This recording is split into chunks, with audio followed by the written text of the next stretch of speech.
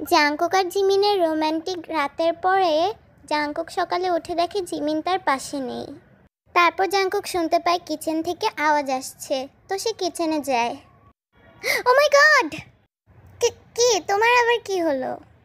আমি জানতাম না ঘুম থেকে ওঠার পরে আমার বেবিটাকে এত সুন্দর লাগে। উফ জাংকুক, তুমি কি বলতেছো? হিসেবে আমার লজ্জা লাগতেছে। না সত্যি তোমাকে অনেক সুন্দর লাগতেছে। কি হলো কুকি, তুমি কি আমাকে কিছু বলবে?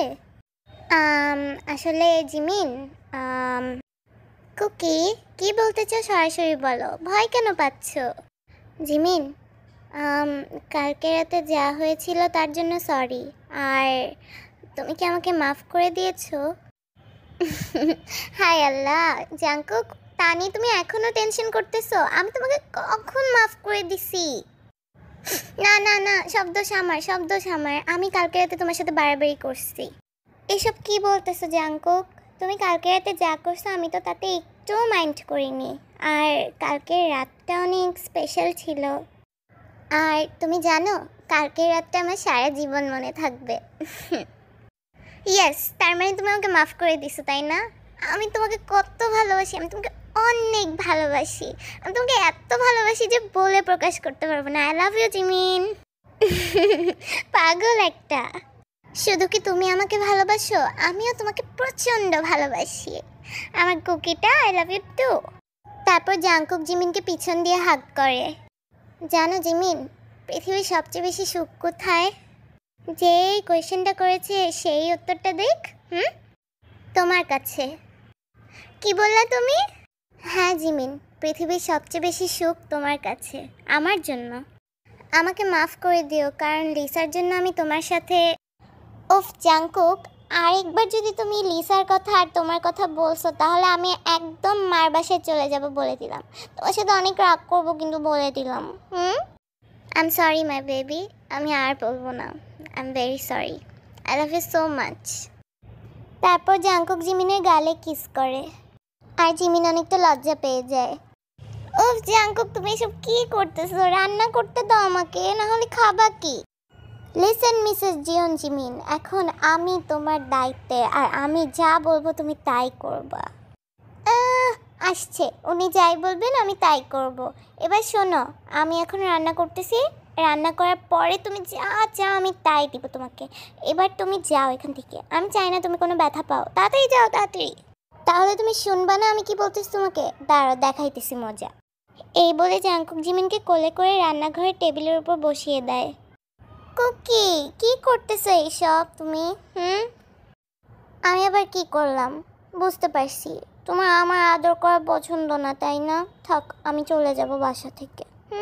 বেবি, আমি কি তোমাকে একবার বলেছি যে আমার তোমার ভালোবাসা পছন্দ না? আমার তোমাকে অনেক ভালো লাগে। যখন তুমি আদর করো তখন তো বলার বাহিরে, কিন্তু এখন আমি রান্না করতেছি, এখন ডিস্টার্ব করবো না, এখান থেকে যাও। জিমিন, তুমি মানবে না তাই না? দাঁড়াও, আমি তোমাকে এক্ষুনি সাহায্য করতেছি, একটু দাঁড়াও। এই বলে জাংকুক জিমিনের হাত টেনে নিয়ে তাদের রুমে নিয়ে দরজা বন্ধ করে দেয়। কি হ্যাঁ, এবার কেমন লাগতেছে তোমার? ভয় লাগতেছে আগের চেয়ে? হ্যাঁ, আগের চেয়ে ভয় লাগতেছে আমার একটু একটু এখন। আমার তো অনেক ভয় লাগতেছে আগের চেয়ে। জিমিন, তুমি তাও ভয় পেতেছো না আমাকে? কি হয়েছেটা কি তোমার বলো? দাঁড়াও, তোমাকে এক্ষুনি বুঝাইতেছি আমি কি ডেঞ্জারাস। উফ জাংকুক, তুমি বুঝতেছো না কেন? তোমার যা করার মুড হয়েছে আমার তা করার মুড মাথায় ঘুরতেছে, তো আমি কি করব বলো? জাংকুক কিছুটা শক্ট হয়ে যায়। উফ, তুমি এখনো দাঁড়ায় আছো, আমাকে কিস করবে না?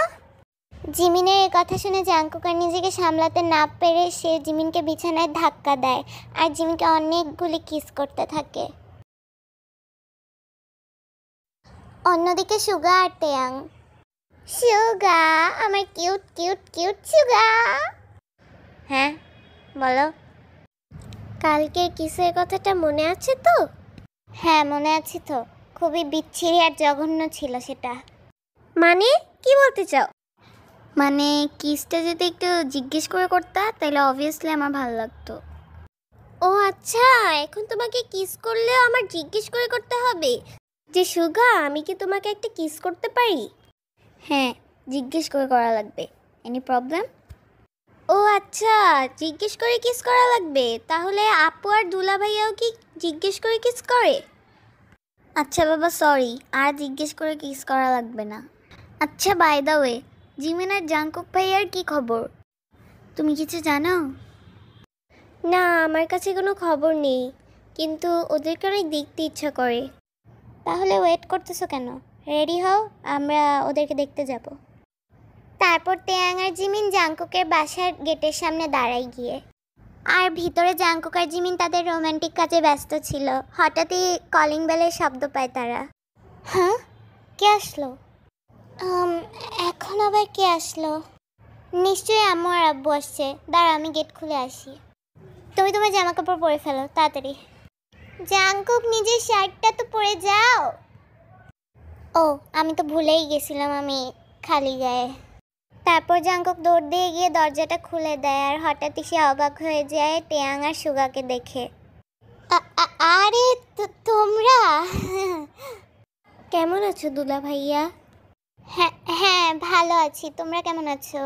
এই তো আছি ভাইয়া, ভালো। আপু কোথায়? হ্যাঁ, জিমিন, হ্যাঁ হ্যাঁ, ও ভিতরে আছে, জামা চেঞ্জ করছে আর কি। তারপর হঠাৎ জিমিন রুম থেকে বের হয়ে আসে। আরে তোমরা! তারপর ট্যাং জিমিনকে শক্ত করে হাক করে।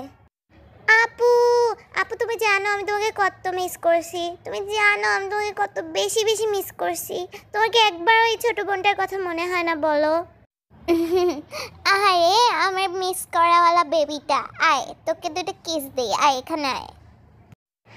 আপু, একদম ওকে মাথায় নিবা না তো, ওর সাথে একদম মাখো মাখো হবা না।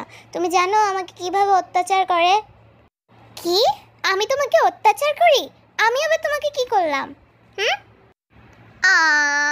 কুকি দেখো ওরা কত কিউট। আমার ওদেরকে অনেক কিউট লাগতেছে একসাথে। হ্যাঁ, ওরা কিউট, কিন্তু আমাকে দেখো, আমিও অনেক কিউট। দেখো দেখো আমি কত কিউট, আমি ওদের চেয়েও কিউট। তাকাও আমার দিকে। ওফ, আমার কুকি বেবি, আমি ওদের স্বভাবকে কিউট বলতেছি। বাই দ্য ওয়ে কুকি ওপ্পা, তোমার গলায় এত দাগ কিসের? টেয়াং, শুধু জাংকুক ভাইয়ার গলায় না, জিমিন আপুর গলায়ও দাগ। জাংকুক ভাইয়া, কি করেছো তুমি আপুর সাথে? লাভি ডাভি ভাব কি করছো? হ্যাঁ, জিমিন আপুর সাথে? আসলে হয়েছেটা কি, জাংকুক, টেয়াং সুগা, তোমরা বসো, আমি চা নিয়ে আসতেছি তোমাদের জন্য। তারপর জিমিন রান্নাঘরে চলে যায়, আর টেয়াং আর সুগার জন্য চা বানাতে থাকে। উফ, এখানে কতক্ষণ বসে থাকবো? এর চেয়ে ভালো জিমিনের সাথে রান্নাঘরে যাই। এটাই ভালো হবে। তারপর জাংকুক রান্নাঘরে গিয়ে জিমিনের একদম পেছনে গিয়ে দাঁড়ায়, আর জিমিন অনেকটা শকড হয়ে যায়। ওয়াও, ওরা কত রোম্যান্টিক। আমার ভেবেই এখন অনেক লজ্জা লাগতেছে যে ওরা রান্নাঘরে গিয়ে এখন কি করবে। কিসের রোম্যান্টিক? কই রোম্যান্টিক হইলো? কি হইলো মানে বুঝলাম না ব্যাপারটা। জাস্ট রান্নাঘরে গেছে হেল্প করতে জাংকুক ভাইয়া, আর কি? আসছে হেল্প করতে? জাংকুক ভাইয়া হেল্প করতে যায়নি। দেখো গিয়ে এখন ঠিকই জিমিন আপুকে কিস করবে গিয়ে। তুমি যদি দেখতে চাও তাহলে রান্নাঘরে গিয়ে দেখো গিয়ে, যাও। আমি তো গেলাম, বাই বাই। তেয়াং, কই যেতেছো? আমিও আসতেছি, দাঁড়াও 1 মিনিট।